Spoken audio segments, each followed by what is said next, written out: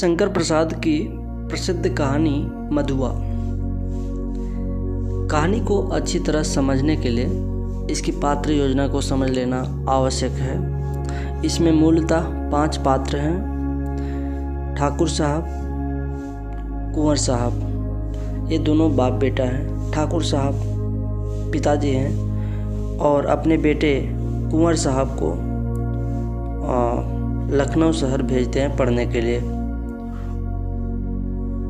कुंवर साहब लखनऊ में ही पढ़ते हैं और ठाकुर साहब कभी कभार वहाँ जाया करते हैं। लल्लू, एक पात्र लल्लू है जो जमादार है। जमादार मतलब काम करने वालों का सरदार है, नौकरों का सरदार। एक पात्र है मधुआ जिस पर कहानी केंद्रित है। एक बालक है मधुआ और ठाकुर साहब के यहाँ नौकरी करता है।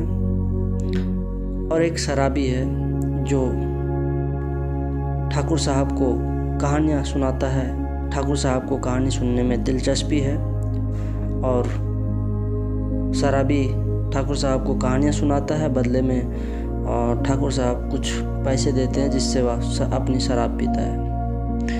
कहानी ठाकुर साहब और शराबी की आपसी बातचीत से शुरू होती है। चलिए आते हैं कहानी पर।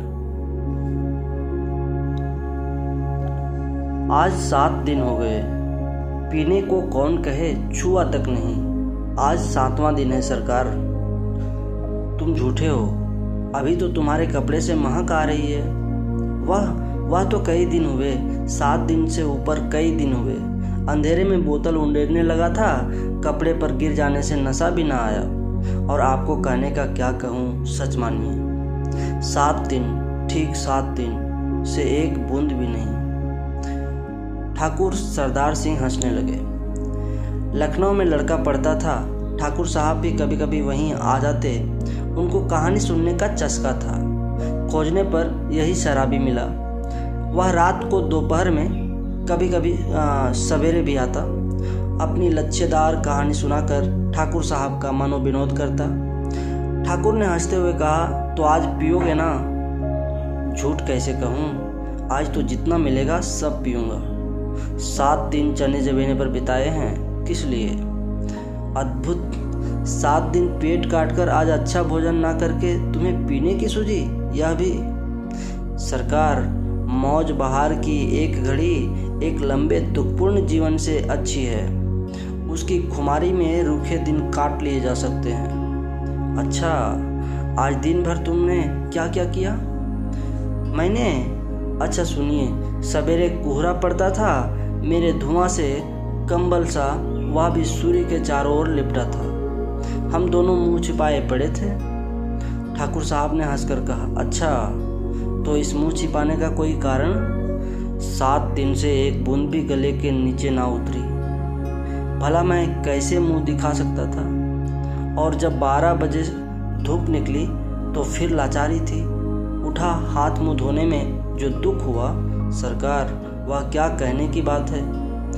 पास में पैसे बचे थे, चना चबाने से दांत भाग रहे थे, कटकटी लग रही थी।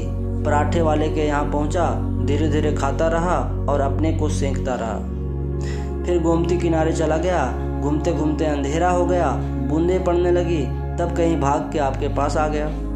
अच्छा, जो उस दिन तुमने गडेरिया वाली कहानी सुनाई थी, उसमें असफुद्दौला ने उसकी लड़की का आंचल भुने हुए भुट्टे के दाने के बदले मोतियों से भर दिया था। वह सच है? सच। अरे, वह गरीब लड़की भूख से उसे चबाकर थू थू करने लगी, रोने लगी। ऐसी निर्दयी दिल लगी बड़े लोग ही कर बैठते हैं। सुना है श्री रामचंद्र ने भी हनुमान जी से ऐसे ही कहा। ठाकुर साहब ठठाकर हंसने लगे, पेट पकड़कर हंसते हंसते लौट गए। सांस बटोरते हुए संभल कर बोले, और बड़प्पन कहते किसे हैं? कंगाल तो कंगाल, गधी लड़की। भला उसने कभी मोती देखे थे? चबाने लगी होगी। मैं सच कहता हूँ, आज तक तुमने जितनी कहानियाँ सुनाई सब में बड़ी टीस थी। शहजादों के दुखड़े, रंगमहल की अभागिन बेगमों के निष्फल प्रेम, करुण कथा और पीड़ा से भरी हुई कहानियाँ ही तुम्हें आती हैं। पर ऐसी हंसाने वाली कहानी और सुनाओ तो मैं अपने सामने ही बढ़िया शराब पिला सकता हूँ। सरकार, बूढ़ों से सुने हुए वे नवाबी के सोने से दिन, अमीरों की रंगरेलियाँ, दुखियों की दर्द भरी आहें, रंगमहलों में घुल घुल कर मरने वाली बेगमें अपने आप सिर में चक्कर काटती रहती हैं। मैं उनकी पीड़ा से रोने लगता हूँ। अमीर कंगाल हो जाते हैं, बड़े बड़ों के घमंड चूर होकर धूल में मिल जाते हैं। तब भी दुनिया भी बड़ी पागल है। मैं उसके पागलपन को भुलाने के लिए शराब पीने लगता हूँ सरकार, नहीं तो यह बुरी बला कौन अपने गले लगाता। ठाकुर साहब ऊँघने लगे थे। अंगीठी में कोयला दहक रहा था। शराबी सर्दी से ठिठुरा जा रहा था, मतलब जाड़े का दिन था। वह हाथ सेकने लगा। सहसा नींद से चौंक कर ठाकुर साहब ने कहा, अच्छा जाओ, मुझे नींद लग रही है। वह देखो 1 रुपया पड़ा है, उठा लो, लल्लू को भेजते जाओ। लल्लू मतलब जो नौकरों का मुखिया है। शराबी रुपया उठाकर धीरे से खिसका। लल्लू था ठाकुर साहब का जमादार। जमादार का मतलब वही होता है जो 2 4 5 नौकर होते हैं, उसका जो सरदार होता है, देख रेख करने वाला। उसे खोजते हुए जब वह बाहर फाटक पर की बगल वाली कोठरी के पास पहुंचा तो सुकुमार कंठ से सिसकने का शब्द सुनाई पड़ा। सुकुमार कंठ मतलब कोमल कंठ, बच्चे की आवाज़ है। मधुआ जो है रो रहा है, वह बालक है। उसे लल्लू साहब ने, जो सरदार है, वो मारा है, उसे पीटा है। वह खड़ा होकर सुनने लगा। तो सुअर रोता क्यों है? कुंवर साहब ने 2 ही लातें लगाई हैं, कुछ गोली तो नहीं मार दी? कुंवर साहब ठाकुर साहब का पुत्र है और यह जो मधुआ है उसके दिन भर ओवरकोट टांगे हुए खेल के मैदान में उसके पीछे पीछे पड़ा रहा और शाम में उसे लातें भी लगाई है। कर्कश स्वर से लल्लू बोल रहा था, किंतु उत्तर में सिसकियों के साथ एकाध हिचकी ही सुनाई पड़ जाती थी। अब और भी कठोरता से लल्लू ने कहा, मधुआ जा सो रहा, नखरा ना कर, नहीं तो उठूंगा तो खाल उधेड़ दूंगा, समझा ना? शराबी चुपचाप सुन रहा था। बालक की सिसकी और बढ़ने लगी। फिर उसे सुनाई पड़ा, ले अब भागता है कि नहीं? क्यों मार खाने पर तुला है? भयभीत बालक बाहर चला आ रहा था। शराबी ने उसके छोटे से सुंदर गोरे मुंह को देखा। आंसू की बूंदें ढुलक रही थीं। बड़े दुलार से उसका मुंह पोंछते हुए उसे लेकर वह फाटक के बाहर चला आया। 10 बज रहे थे। कड़ाके की सर्दी थी। दोनों चुपचाप चलने लगे। शराबी की मौन सहानुभूति को उस छोटे से सरल हृदय ने स्वीकार कर लिया। वह चुप हो गया। अभी वह एक तंग गली पर रुका ही था कि बालक के फिर से सिसकने की उसे आहट लगी मतलब सुनाई दी। वह झिड़क कर बोल उठा, अब क्यों रोता है रे छोकरे? शराबी बोल रहा है उस बालक से, अब क्यों रोता है रे छोकरे? मतलब शराबी और वह बालक मधुआ दोनों ठाकुर साहब के घर से निकल चुके हैं कहीं दूर जाने के लिए। मैंने दिन भर से कुछ खाया नहीं, वो बालक बोलता है, मैंने दिन भर से कुछ खाया नहीं? इतने बड़े अमीर के यहाँ रहता है और दिन भर से कुछ खाने को नहीं मिला? आश्चर्य से शराबी पूछता है उस बालक से। यही कहने तो मैं गया था जमादार के पास। मार तो रोज ही खाता हूँ, आज तो खाना ही नहीं मिला। कुंवर साहब का ओवरकोट लिए खेल के मैदान में दिन भर साथ रहा। 7 बजे लौटा तो और भी 9 बजे तक कुछ काम करना पड़ा। आटा रख नहीं सका था, रोटी बनती कैसे? जमादार से कहने गया था। भूख की बात कहते कहते बालक के ऊपर उसकी दीनता और भूख ने एक साथ जैसे ही आक्रमण कर दिया। वह फिर हिचकियां लेने लगा। मतलब कहानी स्थिति वस्तु स्थिति से अवगत कराते हुए शराबी के साथ वह बताते बताते अचानक से रोने लगा। शराबी उसका हाथ पकड़कर घसीटता हुआ गली में ले चला। एक गंदी कोठरी का दरवाजा ढकेल कर बालक को लिए हुए वह भीतर पहुंचा। टटोलते हुए सलाई से मिट्टी की ढिबरी जलाकर, सलाई से जो माचिस की तिल्ली होती है उसको कहते हैं सलाई से मिट्टी की ढिबरी जलाकर वह फटे कंबल के नीचे से कुछ खोजने लगा। एक पराठे का टुकड़ा मिला। शराबी उसे बालक के हाथ में देकर बोला, तब तक तू इसे चबा, मैं तेरा गड्ढा भरने के लिए कुछ और ले आऊं। सुनता है रे छोकरे, रोना मत, रोएगा तो खूब पीटूंगा। मुझसे रोने से बड़ा बैर है, बाजी कहीं का, मुझे भी रुलाने का ... मतलब मुझे भी रुलाने का सोच रहे हो क्या तुम रो कर। शराबी गली के बाहर भागा। उसके हाथ में 1 रुपया था।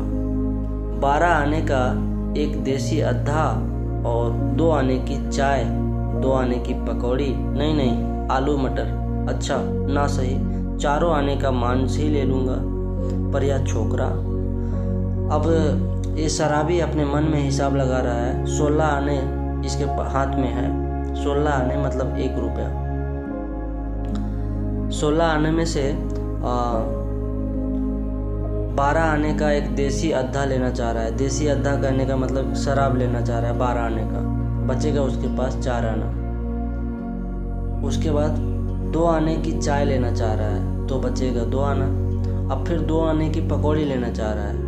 फिर बोल रहा है नहीं आलू मटर।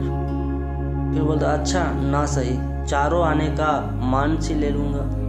मतलब शराब 12 आना का शराब और 4 आना का मांस चखना।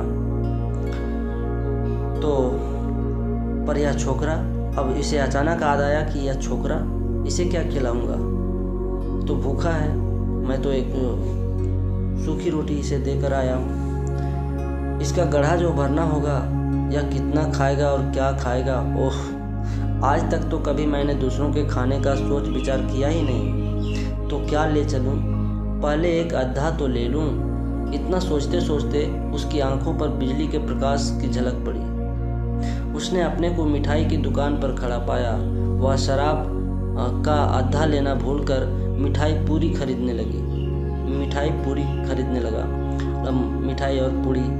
लगा। नमकीन लेना भी ना भूला। पूरा 1 रुपये का सामान लेकर वह दुकान से हटा। मतलब शराब और दूसरी चीज़ें नहीं लिया। वह मिठाई के दुकान से ही सारी चीज़ें 1 रुपये का, पूरा 1 रुपये का खरीद लिया खाने के लिए। जल्द पहुंचने के लिए एक तरह से दौड़ने लगा। अपनी कोठरी में पहुंचकर उसने दोनों की बात बालक के सामने सजा दी।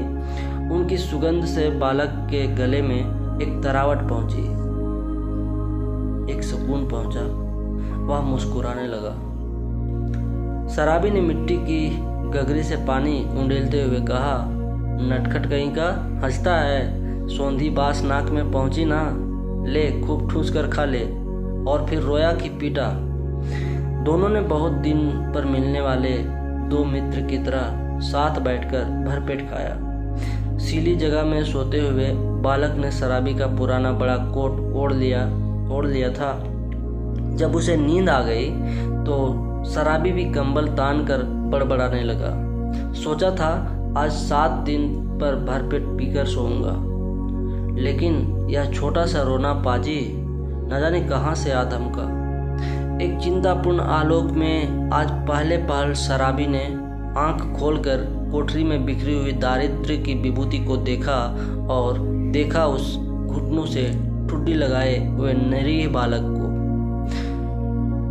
उसने तिल मिलाकर मन ही मन प्रश्न किया, किसने ऐसे सुकुमार फूल को कष्ट देने के लिए निर्दयता की सृष्टि की। आखिरी नियति, तब इसको लेकर मुझे घरबारी बनना पड़ेगा क्या।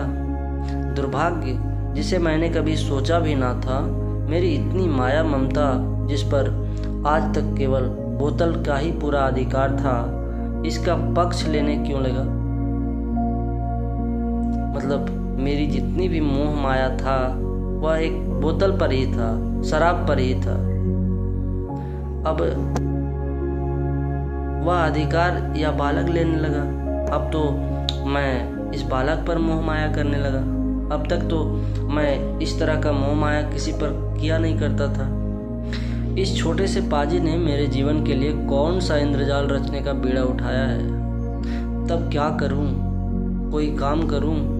कैसे दोनों का पेट चलेगा? नहीं, भगा दूंगा इसे।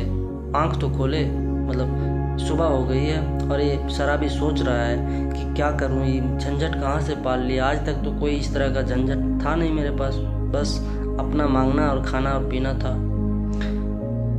अभी बालक आ धमका है तो इसका पेट भी चलना चाहिए। कुछ काम करने की सोच रहा है तो फिर सोच रहा है नहीं, ये आंख तो खोले, ये उठे तो उसके बाद इसको भगा दूंगा यहाँ से। बालक अंगड़ाई ले रहा था, उठ बैठा। शराबी ने कहा, ले उठ, कुछ खा ले, अभी रात का बचा हुआ है और अपनी राह देख।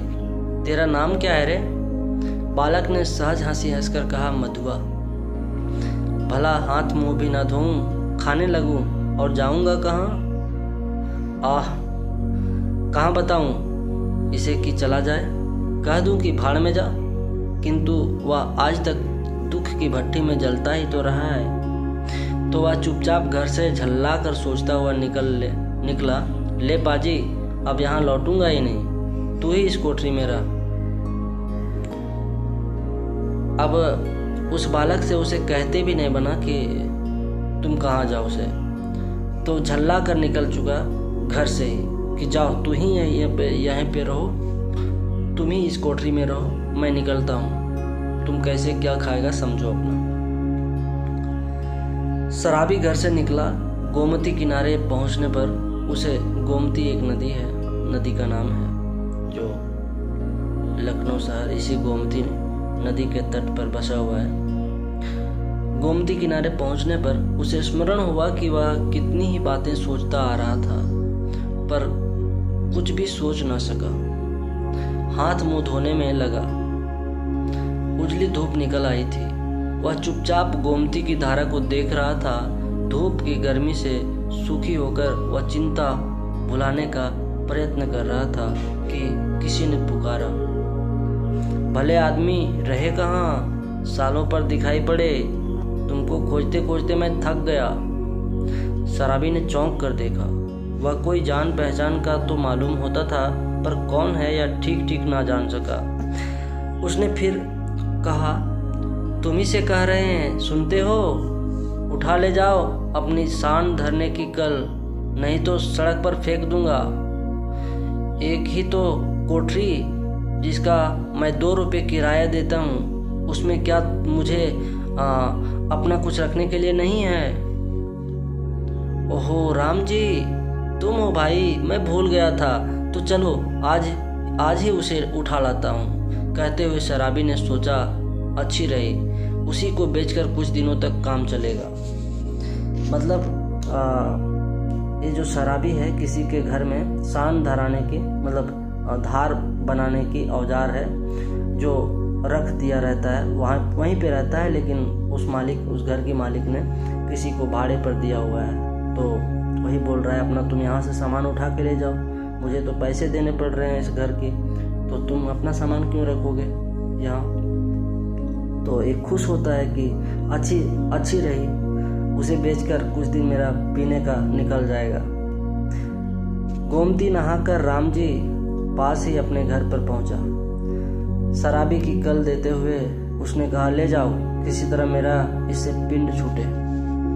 बहुत दिनों पर आज उसको कल ढोना पड़ा। बहुत दिन से वो रखा रहा था, उससे वो पीछा छुड़ा लिया था कल से। वो पहले शान धराने का ही काम करता था और उसी से पैसा कमाता था और उसी से उसका चलता था गुजारा, लेकिन बहुत दिनों पहले छोड़ दिया। किसी तरह अपनी कोठरी में पहुंचकर उसने देखा कि बालक बैठा है। बड़बड़ाते हुए उसने पूछा, क्यों रे, तूने कुछ खा लिया कि नहीं? भरपेट खा चुका हूँ और वह देखो तुम्हारे लिए भी रख दिया है। कहकर उसने अपनी स्वाभाविक मधुर हंसी से उस रूखी कोठरी को तर कर दिया। शराबी एक क्षण चुप रहा। मतलब वह बालक जवाब दिया कि मैं भरपेट खा लिया हूँ और तुम्हारे लिए रख दिया हूँ। फिर चुपचाप जलपान करने लगा।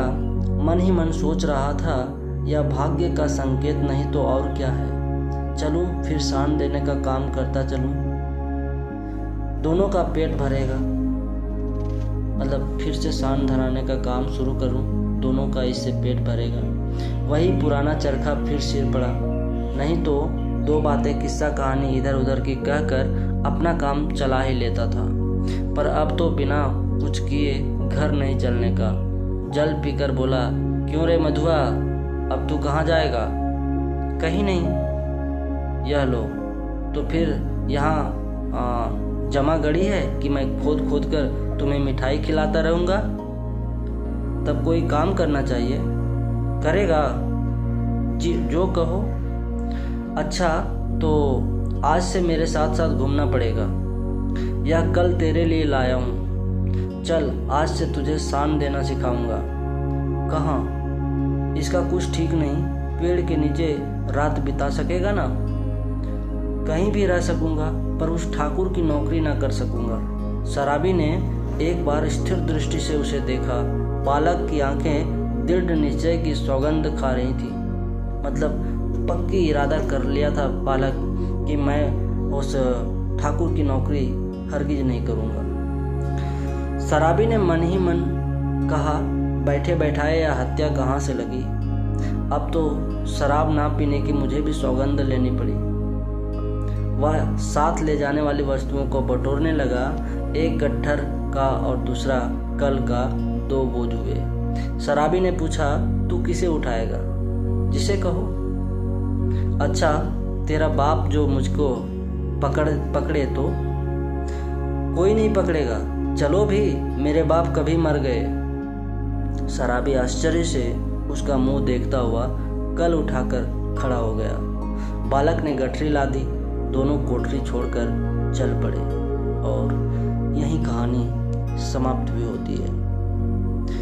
इस छोटी सी कहानी के माध्यम से कहानीकार समाज को बड़ा संकेत देता है। एक वह गरीब आदमी जिसके पास कुछ भी नहीं है, उसे